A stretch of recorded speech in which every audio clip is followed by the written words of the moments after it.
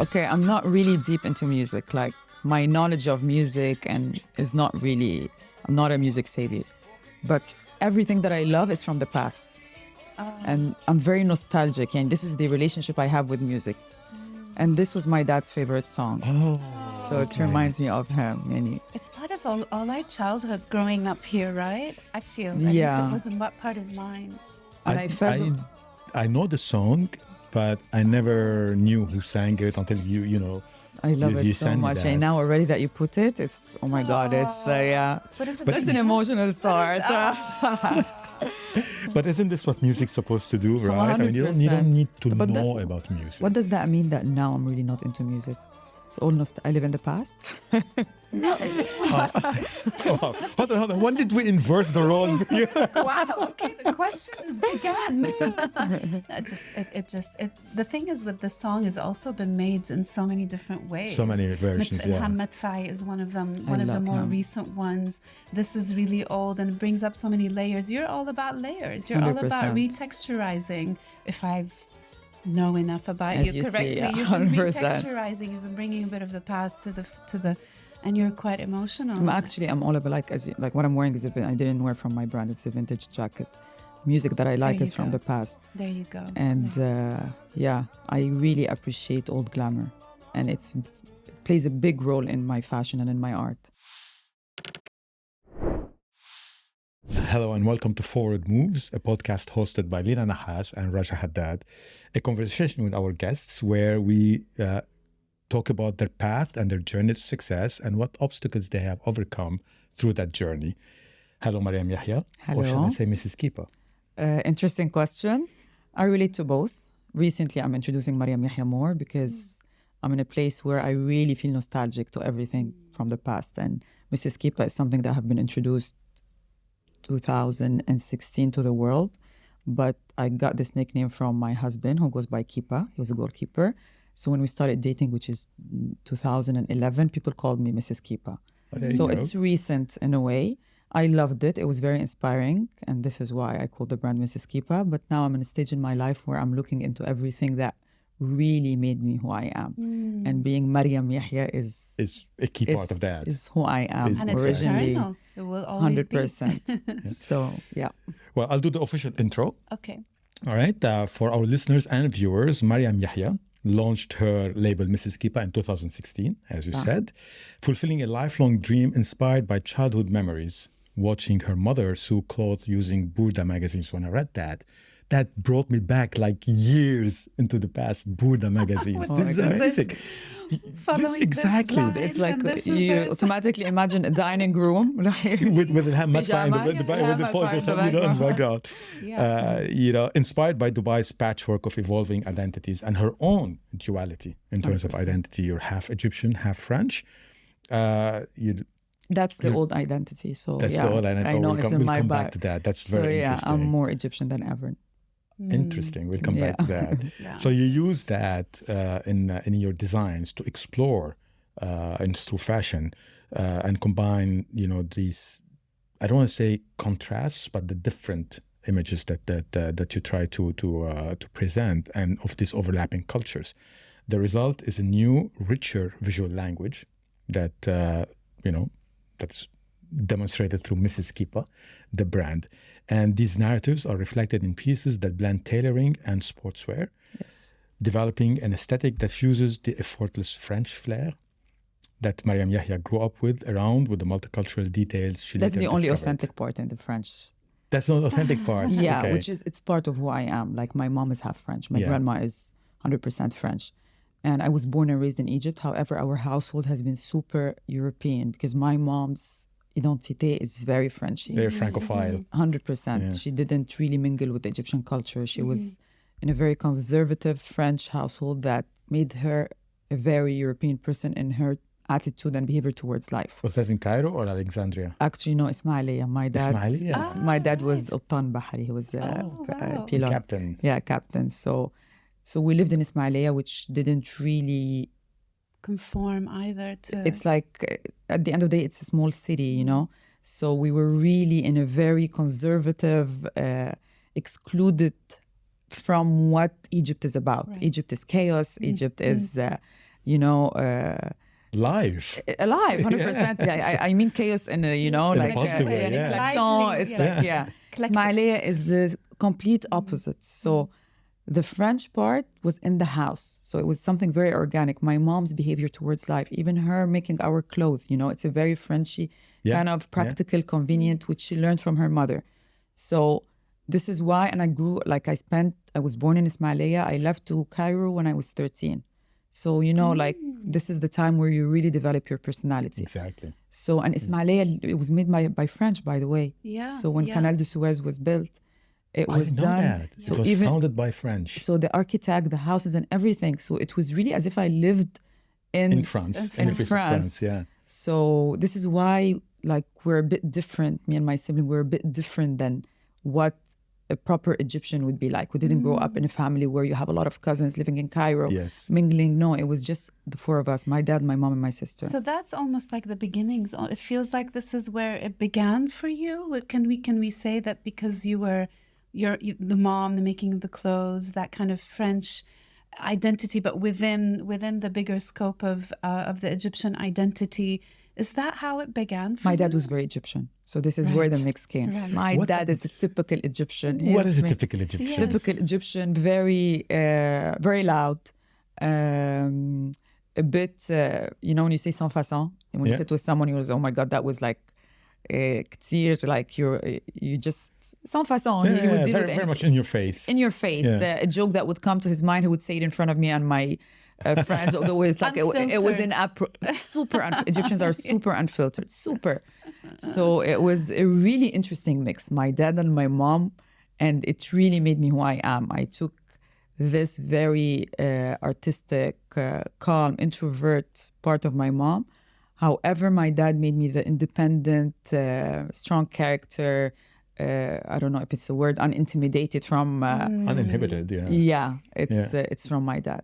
But it's interesting. I see that duality again. Now we're But this is what I'm telling you. It's really part of who I am. Yeah. Yes. But it's in your DNA. It's in my DNA. It's not DNA. just the upbringing. It's actually in your DNA. It's a true. polarity that you brought together to create from, and it's not conflictive. It's 100%. actually created it such creates depth, especially that my style is eclectic. So I don't know if it started from who I am or they helped me in already, me liking this direction. It was something that I found in both parents. It's a mix of both. It's a mix of both. It could be starting from who you are, but then it evolves over time, and you kind of keep on enriching that with the different experiences. Especially that my mom had a very creations. Frenchy style. I don't have a French style in terms of clothing. I'm more Italian. I'm more, colorful. So the French style is very much silhouette driven. It's like who's la femme française. Oui, c'est ça. And then you're right. Italian. I is have much more. you find me Italian African. If I would give first time by the way I think about it. It's interesting Italian African because I see the creativity, the colors, but also the layering. If I listen to Italian 100%. African, that's what you're referring to. 100%. There you go. You heard it first on Forward Moves. Mrs. Keepa defined as Italian African. When you do a lot of interviews, you feel like you're going to repeat yourself, but it's interesting. Yeah. I love the deconstruction and reconstruction and reconstituting, and you think it's just from identities that we've lived, but actually something you felt it goes through you, and something else gets filtered out that's very, very unique and only specific to you. And, now you just said the African, Italian. And I think at every phase of life, a layer come out, although everything is already built in. Yeah. So as I said, when you said French Egyptian, I said it's my old identity because it is true. However, now I live more I'm more proud of the Egyptian side. I want to enrich in it. I want to spend more time with it. I want to love it more, Is this a reaction to a time where you may have stepped away from it? Yes. And you're trying to 100% reacquire it in a way? 100%. Does that make sense? I'll tell you something. When I moved to Dubai, which was 17 years ago, and although me living in Egypt, yet I'm not really part of the culture majorly. Like I don't relate, although I was telling you intimidation is really not part of my personality. When I moved to Cairo, there was a major intimidation. I felt, oh my God, what's happening here? Who I am. It was a big step in my life where I felt I don't belong, I don't relate. And in Ismailia, we lived in a way where it's a compound, where we were all knew each other. It's a French school where I felt my importance. Like I felt a small village. 100%, and where everybody knows everyone, and you already know who you are. You're so like, you're already You built. belong as You're well. set. You're set. Yeah. Cairo was like a time where it was too big for me, and I didn't know where do I belong. And definitely I didn't feel that I'm part of it or welcome, because we don't have a big family. My mom being, all her family are in France. Yeah. And my dad only has one brother. So we are really a small family. So going to Cairo didn't help me to really mingle and go and get more of the culture. It made me feel more an outsider. Right. But what I hear is that it didn't stop you. Actually, it was the fuel. It was the fuel. That's and what you I say that was. with such a It smile. was the That's what I want to hear. Ooh, tell us about that fuel. It was the fuel passion. because I lived from the age of 13 till I went to university. And in university, you feel more that you don't belong, because you're more aware, you know? You're more aware of seeing like people that have cousins interacting together. And this is the time where you're really like 19, where you're really building who you are. And you start seeing so many different examples in life that has more layers. At school, khalas, you have 20 people with you in the class. That's it. Yeah. No, university is totally different. You're not wearing the uniform. So uniform as a Exactly. metaphoric way. you know? Totally. You're free. Yeah. You're You're free. free, but So who are you going to be? Yes. Who are you going to Who be? are you gonna be? You're no longer defined by certain codes that school 100%. And something that you built at school, you built khalas. You have your entourage, you built your best friends, and it's safe. Yeah. The university, I felt it was, oh my God. And especially, you know, I'm sure, like it's in Egypt and my husband is Lebanese, so I hear him saying, using the same language, you have corners at university. We say the upper gate, the cool people. You have where the engineers are, where we call them Is the he an nerd. AUB? Is he an AUB? It was graduate? LAU. LAU, Yeah, so there are corners. Yeah. I didn't know which corner I really belonged to. True. Yeah. It's The way true. I looked, I had a very rock and like a lot of kahal. It was very dark. My style very was very gothic, dark, like a very goth. gothic. But my personality has nothing to do, but nothing. I was very naive just actually, trying it but the out. way I looked, which I believe now was a way of An armor. armor. Yeah. that? Super. And do you feel the need for such armors? Did you feel the need for such armors through Now that I different look back stages? at it, because I told you the inside of me, even music, like this is usually it's a cult, you know? Yeah. And I had nothing or zero relationship with music. So it was something that I felt maybe I was hiding behind. I used to wear a lot of black, although I was telling my husband about confidence. I was very confident. So there is a big contradiction. I was never someone that did not own her looks or felt insecure, or my emotions has always been super strong, confident. But when you grow up, especially in the 40s, you start looking back at things and you start seeing it differently. Totally. So But you knew what you were doing. I mean, that's the difference, is you knew you were using the black as I a didn't know back statement. then. Oh, you didn't? I didn't. Okay. No, but it's you were super confident. Now looking back is like, Why did I do that? why did I do that? Yeah. But you think, the thing is that we often talk about armor as if it's something negative, as if it's something we're hiding away from something, or we need to protect ourselves. Whereas for me, I see it as an enabler of moving forward. Of course. You need some sort of a different identity than the one you and are. the word we live in is a therapist. It is a way of.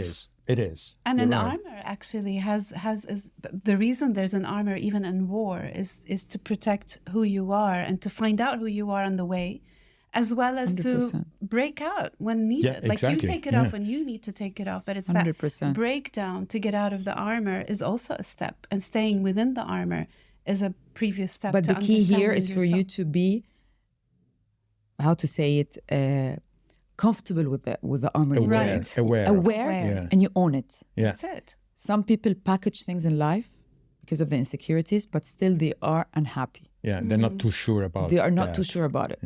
So this is, I think, the really thin line between using it, because you will keep on changing a lot. You will have zero identity. wear different Every day you're armors. going to be You put a different layer every day. 100%. And this contributes, I think, to the resilience that we build around ourselves. For sure. We need these protective layers. We need these armors so that we can keep on moving in life. And this is the French part, to go back to it. And this was another layer to use it when I entered the fashion world. I never put it in anywhere. Like, I knew it was part of who I am. It is, So when I entered the fashion world, when we saw how hard it is for an Arab brand to become global and to get attention, automatically I found myself putting even French Egyptian, not Egyptian French. So this is why I'm telling you, why it was French an Egyptian? Does that give it an extra layer of uniqueness as well and stand out? of relevance, of credibility. Right. Yeah. What's also And the sad part is it worked. It works. It worked. And it's not that it was. We know it works. Yeah. It's beautiful also that you are, part of who you are as well as you pick and choose what you need in the moment. It's like we pick and choose masks sometimes without knowing, like we were saying, but you're picking and choosing constantly on purpose. And that's also reflected in your designs. Like you are consciously picking and choosing an identity for each, even looking at the names of the labels in your collections. It's like, I read them and I was like, wow, this is so specific and particular. It reflects how I feel at the and moment. it reflects at the both. moment. At the Yes. moment. And also each one of them is the paradox we were talking about. Each one of them held a paradox of sorts. This that is you why I brought proudly together. say the brand is a very personal story. Yeah. People tells and they keep on repeating that you have to remove yourself from the brand if you want it to grow. The reason I started it all, it was a personal story. And yes, even the part that tells you it has been a dream of mine, or maybe that was a lie because it has not been a dream of mine. We know that PR sometimes writers requires- are actually, I good in did what they do. So I'm now coming as transparent as it gets. Actually, That's what we love in it Forward was Moves. it was never even on my mind, and it was not my idea. Because I grew up in an atmosphere where creating and making clothes has not been something that is super, how people enter fashion Glamorous. nowadays is glamorous. Yeah. It was not. It was, if you come to think of it, it's cutting costs, it's the convenient It's way also of doing things. practicality. It's practicality. It's less glamorous actually than being part of the fashion world and just go shopping with your parents. So for me, making and doing silhouettes has been part of who I am. Like, what lunch are we going to have today? Yes. It wasn't, I've never, ever looked at fashion in a way where I was impressed. Even the word fashion, I don't like it. Yes. I didn't feel that it was a dream of mine at any point. I was actually in the corporate executive world. You're in the media world. I was in the media world, and this is what I studied, integrated marketing communication. And at the point when it was straight after my wedding, I had like an argument with my direct boss through emails, and I was very offended. And I So that's resigned. it. I just resigned. Yeah. With zero plans, and living in Dubai, and my husband at the time, he was opening his company, his media company, so we really were unsure of what kind of income we were gonna, especially I used to make a lot of money from your my previous job, position yeah. and him as well. So, and I supported him to start his own company, and it was like full force, go ahead, don't, like, we're safe. Just jump in the deep end, yeah. And he encouraged me to resign, so it was really, Amazing. so it was his idea.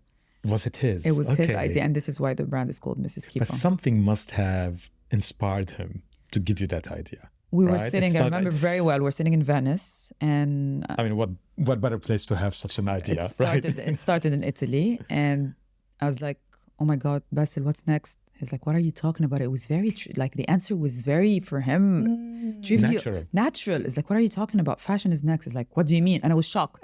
It's like, what do you mean? It's like, It never crossed your mind. never. How Never. interesting. Opening a media company, like when I was 19, I opened my own advertising. Like, I've always liked creativity. Yeah. But in the advertising, in creating brands and creating logos, I've always loved colors. I've always experimented with the way I dress. Has been part of who I am since the age of 8. So my mom would do the burda silhouette. I would change the fabric. I would change the color. I remember very well. It started with Charlotte. You would do all that. Everything. It would be nothing but it was because the burda is really patterned. Yeah, it style. is. You know what to Set- expect. Yeah. So I remember she created Charlottestone, which is already something that is exaggerated. And I remember I made it from this to Even this. and I made it start higher. So it was more dramatic from this to this, and it was red. And this is what's in your collection. And I was 8 now. and I was 8 years old, So it has always been part of me. This is why I didn't see it as a business. Yeah. And my mom never Yeah. commercialized it as well. It was your second nature, so you never So thought about yes, it but otherwise. him as an outsider, and it's very interesting because now I learn to watch everything as an outsider Yes. because this is when you see things It gives you in the different right perspective. There you go. So exactly. There you go. So it was his idea, and I was like, okay, but I don't want to be a parasite. I don't want to be, especially in that. It was in 2013 when we were having this conversation. Everybody would want to be a fashion designer or a cupcake maker. That was the trend in Dubai. So I said I want to do it right, and I enrolled in ISMOD. I started to see if there is a fashion university in Dubai. To that extent, it was never something that I even researched. So ISMOD was newly Was the faculty that you joined? Yeah. I did a 1-year program, and honestly, I learned like it was maybe like for me, it felt right, but it wasn't something that really gave me the fashion knowledge in the way I don't believe that fashion needs to be studied to be very fair. I was going to say it may have offered you a structure to what was already intuitive. It gave me confidence. It gave you confidence It that gave you me can go ahead confidence with to use that. for press releases. A starting which point, which I did use today. a starting point So it like was the very- Buddha, basically. But no, then you do what you But want it was with intuitive, right? Your sense of fashion, your sense of creation, This your is what I creativity. discovered. I'll It's tell you why, something that because you I was the student that sketched the worst. However, the teachers loved me the most and loved my art the most. because you So brought I- up new ideas every time. 100%. There So you I go. learned really there is, and that gave me confidence. And I always tell it to people when I get asked, what do you advise new designers? Like, there is no advice. It's either in you or not. Yeah. Don't force it. What was behind that? Was it your sense of curiosity? Was it your sense of wanting to know more that led to this creativity? I think I'm a big believer in zodiac signs, and I'm a big believer that I'm an Aquarius, and it's an air sign. And I think now, since we know terms, I think I have a bit of ADHD. So there are like my life is about a lot of images. We don't call it ADHD anymore. I was What reminded. is it? Yeah. I don't know, but it's apparently we don't call it ADHD anymore. We call it like There's no flow. labeling. There's no labeling. It's more like in the flow or flowing. Oh my God, I labeling. love this. Yeah. I'm always in the flow. Always. So many pictures in my head. It's like what I'm seeing is it's really part of your DNA as well. It's not just the cultural identity, the fact that you can think outside the Burda lines, the set lines. Yes, also the Aquarian in you. It's just part of who you are. The glasses. very organic. When you were talking about the glasses, like it's so unique to you. It's your way. And it takes that for a successful fashion designer to come through and be memorable your way. That's what's so convincing. I play a lot with, even in my house, like if you see it's super eclectic, and people would say, oh my God, how did you put those colors together? I tell them, I don't know. Yeah. It keeps on building just up. get again. There is no criteria. There is no formula. And you keep on playing around, experimenting till you get it right. I told them so many times, I don't get the design. This is why my way of this, there is no right or wrong. My way of creating is not through a sketch. Now, because the brand is bigger and I have to have, I need to be more organized in the way I do things. Normally, I would create all my collections through moulaging. So I buy my fabric first. Yeah. And I go Before even knowing what you're going to make before with them. nothing. Wow. And business, and that contradicts with the business. So this is why it's really, was really not, commercial is the biggest enemy of art, really, and creativity. Because my husband is my business partner, and he used to follow my steps because this is what we both knew. I would go to Première Vision and buy fabrics, and then he would tell me, okay, which collection? He created the whole system. He really created the brand in terms of a solid brand with job descriptions, with job sheets, with numbers. So with the way I create, it doesn't work. But it's interesting. I see that duality again. right? Again, that's exactly It's like what that duality of the creative side and I met Basil. He is really well bien posé. But again, that duality is not a source of conflict. It's not a source of obstacle. It's Sometimes it is. But it's kind of obstacle or conflict. I perceived it as an obstacle for I would say a year and a half. But when I zoomed out, I found that it's a challenge There you go. that's helped me a lot. Exactly. And that's But what when I was you are That's at the yes, duality And when that's you what I are was at the looking for. moment, you Yeah. feel very offended. Yeah. You Yeah. feel, especially someone like me, I love my freedom. And Yeah, you're an so, artist. so even when I'm in my room getting dressed and someone would walk, whether it's Basil or anyone, or even my daughter is like, Mama, it's not much. It's like, I feel literally as if you stabbed me with a knife because already my mind is still working. I'm developing, and I hate when I get interruptions. So this was a big interruption and a slap in my face when it was like, the way you're doing things does not work. Yeah. It is like, Because you period. were convinced about it, or because you didn't hear otherwise? Because this is all what I knew. Yeah. So you kind of feel, you know, it's subconscious. You feel that you don't know what you're doing. But it's interesting. You said it was an obstacle, but then you zoomed out. Yes. So that's one of the hacks, you know, because we look at what are the life hacks that people deploy to overcome obstacles and challenges, right? She also had a very a husband who really knew her, like a business partner. He's my therapist. Basil is my therapist. She said it. There's somebody who's your mirror. So you step back. 100%. That's the word. And you trusted to step back. I mean, it takes a bit of stress as well to step back, and a lot of strength as well. And a strength. And he was your mirror that you and especially trusted. that we learned it together. Yeah, so it's not that he was Alvi Amaj that is coming to tell me, listen, it doesn't work this way. We have to do it that way. Yeah. Yeah. What authority did he have to tell you that? So right? it was just 100%. Especially and Basil is literally like, he is a media tycoon, someone. He was born to do media. So he's with me in the business, yet so many times we don't have solutions for things. We know it's not working. So when someone tells me it's not working, we have to do it otherwise with zero background. And if the other way is going to work or not, you feel frustrated. You feel stubborn. Ego comes in between as well. So he has your back, and that makes a difference. We learned a lot in this business. Especially we learned. With artists, you know, the artists are quite flowy. You're right. They are, you know, they are almost transmitting. They're like, when you're in the zone, figuring it out, bringing things together, you're in that zone, and then somebody comes and goes, okay, here, let's hone it down. You need to trust that when you're honing it down, you're on solid grounds rather than, you know, and he has your back with that. 100%. So it feels like he's a mirror. He is the investor. So we have to listen to the investor. Right. So, okay, we had to say that at, you know, at the 25th minute. You know, so many little ticking boxes. One of those investor. But is this the same kind of modus operandi that you use? Because now, if I understand correctly, moving into interior design, into a furniture line? No, so Mrs. Keepa Home, it was it was a very organic step. All my career really is a very organic. So it's something you said, you know, by year 7, I'm going to do that. Zero can be taken against me. Zero business plan, zero strategy in the sense of this is how it should work. It was all organic. And Mrs. Keepa Home came when we were furnishing and doing the interior of our flagship store in Dubai Design District. And Basil would get me all the possible contractors and interior and everybody who would submit a proposal. And none of them was up to the level of what you wanted. I didn't feel anything. And some of them were really amazing in the sense of super niche and stuff, but it didn't speak to me. And I was very frustrated because I've never done interior. It was not, never. Like my house, it really took me 5 years to discover who I am in a house. Before, all the houses I lived in didn't look like me because I didn't experiment.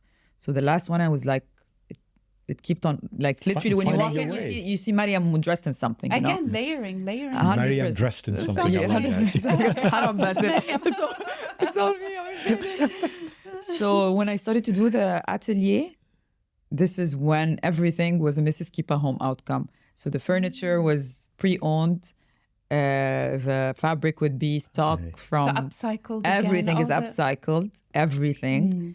And it made me experiment further and do tableware and stuff. So when you enter the atelier, every single product that is there in terms of furniture is a Mrs. Keepa Home. I love that, again, that you're bringing your personality even in that, you know, the upcycle, the sustainability. Yes. With the vintage, with the nostalgia, coming back to that word, there's nostalgia, but there's also, hey, the future sustainability, the you know, you have the upcycling, all of these, and also even gender neutral, all the terminologies that are going forward, but without completely taking the glam that you were talking about, the vintage glam that you were talking about. And you know, I never talked about, although it has been a topic, the upcycling and the sustainability has been a hot topic like from 5 years ago, and everybody would use them. I never put it in any of my websites or any of my communication. And you applied it. And You just applied it. don't act, Yeah. I felt it was so cliche to talk about. I felt it was even wrong to Yes. So to use it just It became- for commercial reasons. 100%. It became a whitewashing thing Yes. by It was by so major annoying, industries. especially, and I would get interviews. Are you using sustainable fabric? And you go, no, I'm not, because Yeah. it's not yet Yeah. well developed, and it does not serve the eclectic purpose. It's all linen, and whoever is using it is lying, because it's Yes. only 10% or something like Yeah. this. Yeah. That is not really so. Yeah, but sometimes the 10% is interpreted as this is our contribution to a better But they world. would put it at all But it's- sustainable. Yeah, yeah, it was. but it's not. Because not. it's I your agree with you. passion. You're passionate about it. So when you put it out there, the last thing you want is for it to be. And maybe used it was, just you know for what? And maybe it was not my intention. I'm someone that really, like, for example, I produce everything in house. Okay, it's in my atelier, which is a sustainable way of doing things. Before, I tried factories because it was more cost efficient, but it did not work for my way of designing. I needed the team to be next to me. So it turned out to be sustainable, and it turned out to be an in-house, but But it wasn't by design. it was. Exactly. Oh, I But like this the is- pun on the word. but- it wasn't by design. Yes. I like that. Yes. Oh, I didn't think of that. This You're is a right. very awakening. Which is usually intuitive, which is usually the intuition that comes from what we're So talking it came about. very organically again. Yeah. And Beautiful. But and it's in line with, because one thing that I keep hearing, and it's not negative at all, is this unpredictability. oh my Yeah, God, so I don't know. when- It is why I'm Mariam Yehia, the unpredictable woman. Was that written in the PR release? I didn't read By this. the way, I think we need to write a new bio. I think we need to. I don't know who's your PR agency. We need to reword that. But it's unpredictability in that, a word you have used also, which is organic. And it sits very well with intuitive. Intuitive, organic, unpredictable. It's So true. unplanned. It's no way you can But that's the plan it. basis of creativity. Yeah. Creativity, it's not a border cutout. not. No. Creativity is anything It's outside not a the plan. border It's never a lines. plan. And just like life, when you said that right at the beginning, we said life is an act of creativity, and it's kind of like the unknown. You have to it keeps unfolding in the most unpredictable of ways, and you 100%. go, wow, I could not have even orchestrated this perfection, 100%. holding on to the known. So that's why I feel artists, and the biggest artist, obviously, but I won't go there, really have to really do follow But it was Dali who said, intuitively. wasn't it Dali? Sorry to interrupt you, Lina. What Dali who said I won't forgive you. But yeah, but it's okay. I think you've learned to live with that. It's Dali who said, do not fear perfection because you will never reach it. that's right. Yeah. I Yeah. don't see that there is. Oh my God, like, I don't think any artist loves their work. No. Yeah, honestly, I was speaking to Amin, a friend of ours. Amin Shraisat. And the other day we said, it was very interesting that him and I, in the conversation, that we're always, self-criticism is something that we always, is it good enough? Is it not enough? He said, but it keeps us humble. It keeps us real. Humble. Yeah. Yeah. Because if you think you're the best, or if you think it's like, people's like, oh my God, every time you introduce a collection, we think you cannot be more creative. I don't see what they are saying. So this is why my energy towards that, oh my God, thank you, really. But if I knew it deep inside, oh my God, I'm the best, la la, your energy, whether it was Stop growing also. Exactly. Yeah. Well, we reached out to, you mentioned Amin, we reached out to other friends and asked them to contribute to the question that we'll play interesting. for It's my you. favorite part, always. So I'll play the first one. Okay. Hi, Marioma. I would ask you the following question. What would be the best lesson you learned since you started Mrs. Keepa? Whether it be on the creative level or on the business level. To never, ever listen to what's happening around. This is something that I would give myself. I was born like that. I don't care about opinions, but it was much bigger than me. Entering the fashion world, the most intimidating world where you have, like, every single person is a jury on who you are. At a point, you lose balance and you feel, oh my God, for example, if you get a magazine that is not covering your work, or an editor-in-chief that is not giving you good reviews. not even reviews, not giving you attention, you start questioning and alhamdulillah that, again, I don't take credit in that. It's who I am, which is like, I never bow to this, but I turned from a very confident person in a certain phase I would say, the third year from, it was straight before COVID, actually. It was the year before COVID, because COVID is what made me zoom out Okay. and balance. I've watched my work from the outside and I came back stronger than ever. So I learned to really stay true to yourself, authentic, trust. If you are really an artist, you will never care about opinions. Never. The only voice you will hear is the voice of you creating. That is already a very harsh one. Yes. Of course. I mean, we are the worst critics of ourselves, Yes. right? So this is enough. Yeah. And this is what I was like, should listen to myself and full stop. You said that at the beginning as well. It goes right back to when you were in Cairo, from your Ismailia, small place, to Cairo. So it's almost like Cairo is the fashion world with blah, blah, blah, blah, Yeah, the chaos. But it's you really said, blah, I owned myself. I owned who I am. I knew. I was confident on what I know, what I want. But that got shaken like 3 years down the line. I'll tell you why, because the brand got a lot of applauses when it first launched. So you get used, because if you're starting anything, you would expect it to grow little by little. It grew very fast and it got a lot of appeal. So this is when you wanted, or you got, maybe the ego got a bit, fuel to feel you are so important or in a place that you really are not. So this is when I felt I need everyone's approval.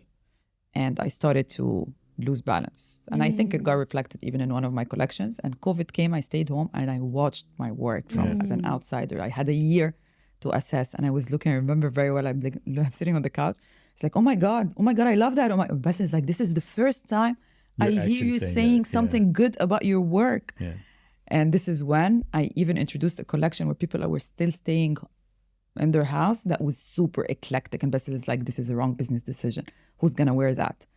And because again, it was my intuition that told me to do that, it sold out literally 2 weeks after we launched, because people felt the same need. They felt that they felt they needed to buy this piece that would give them hope, even they don't know when they're going to wear it. And it came from a real place from you. It came 100%. from that specific From a identity shared of the experience as moment. well. Yeah. So I learned to really stay true to who I am and never listen or get confused by the noise around.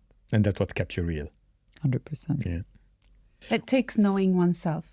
Again, I want to add that it takes, which you did. You stepped back and came back to who you really are. Yeah. Oh, absolutely. What will be next? You know, we talked about. I know it's go big or go home. It's a I paradox. know what's next. Okay. It's a paradox because we're talking about saying. unpredictability, organic moves, and nothing's planned. So it's almost like, an oxymoron to say what is next. Yeah. Next is to go big or go home. It's really, I'm in a place where I want to take the business to really the next level. And when I'm saying next level, it's the commercial level. Because at the end of the day, I experimented enough. I know really who I am. I know what I want to offer. I matured up as a designer and as a businesswoman in the fashion world. And now I'm in a place where I want to really play my cards well. That's the milestone 100%. for the next phase Yes. for you. So and this is what I'm going to belong in that? What sort of ingredients can we expect out It's of going to have the Mrs. Keepa, again, very focused DNA, yet it's going to have a very smart designer that knows the very thin line between keeping your DNA and staying true to yourself, and to have all offerings that still look like Mrs. Keepa. And my business model has B2C and B2B. So B2C is where I have the freedom, because all my clients come from my eclectic, super eclectic pieces. So I have the space. I just want to be more mature in my offering. Do you have another question? I have another question. Yes. Hey, Keepa. So while you were directing the movie Need Therapy, did you always envision your daughter playing a role in it? Not at Now all. I'm curious. Tell us about that, because until Muhammad Akra, shared that question. So Need Therapy is a movie that I produced for my latest collection, SS25, whereby it was really reflective of, again, a lot of pictures on my mind, a lot of nostalgia, a lot of... Now, even when I watch it as an audience, I start discovering why the script went this way. I produced it in Egypt, where I wanted to really give tribute to where it all started. It was a crazy decision at the time because I didn't have connections. I didn't know if the vision I have on mind, I have the right people to execute it or not, but it was really one of the best, most inspiring experiences. And my daughter was never planned to be in it, neither myself. I used to fight with the director And that was the major obstacle in this project, where everybody saw that I had to be in the movie, and I was totally against. This movie came from... Why? I'll tell you, because this movie was a very, again, honest step. It was not... it ended up to be a marketing propaganda. Again, I'm a marketeer, so I don't do anything haphazard. It's part of who I am, being a marketeer. So the content itself was very honest. So I didn't want the message to be diluted by having people see that Mariam is using her platform, because it was big production, it was Vox Cinemas, it was banners. So basically I'm giving exposure to myself with my own money, you know? So I didn't want this to be the main highlight. I wanted the message. You wanted to keep it authentic. 100%. So their view, the producer and the director, saw that the story is mine. If I'm not part of it, it loses all the magic. So we reached like a middle ground where I said, okay, I don't want my face in it. So yes, do symbolize that it's all coming from the chaos happening in my head, yet I'm not a main character in it. So you just get a hint of, okay, so, and I got asked also, why? So was it you? Was it a dream? Was it your thought? Well, so it created those, so my daughter being part of it was, again, same one of those layers. One of those layers. I'm not another designer, one that wants fame, influencer, want her daughter to... But Basil here, the father who was sitting on set, and it was literally, even we shot with another girl. Okay. And I wanted to protect my daughter as well, because I know that it's going to be a very intimidating experience for her. A lot of cameras, literally we were 150 people on set. It was big production. So I know her character, she's not really built for that.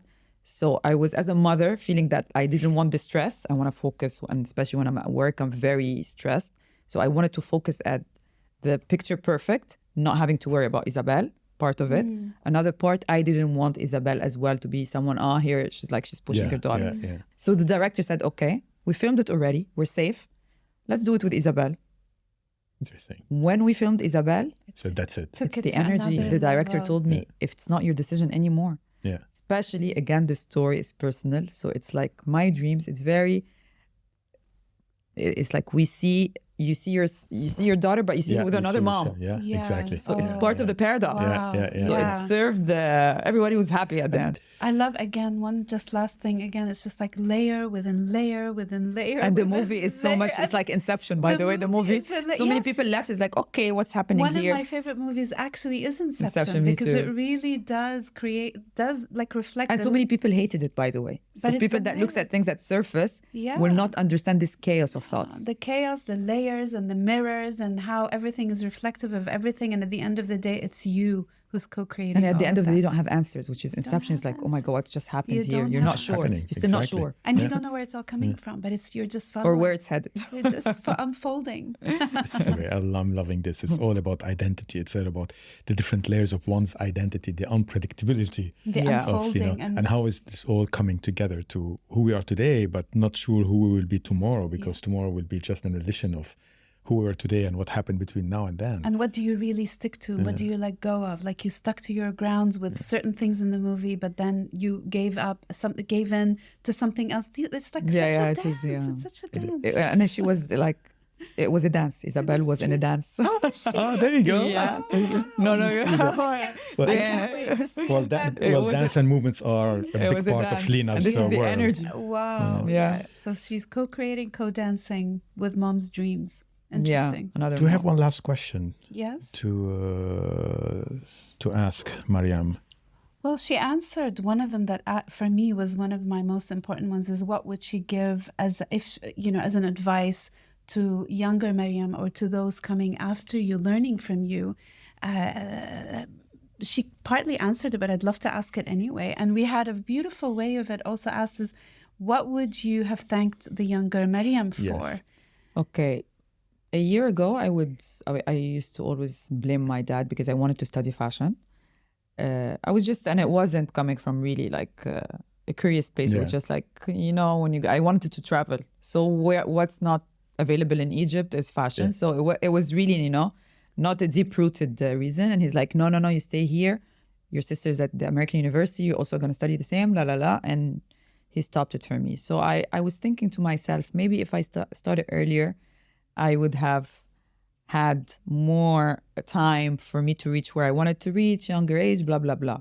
But now where I'm really, everything is unfolding, like how things, as you said, like some layers come in the right time and you start looking back, it wouldn't have been done. And I'm sure if I studied fashion, I wouldn't have worked in fashion because I hate rules. Right. And they would have put rules in my head and it would have felt like a failure.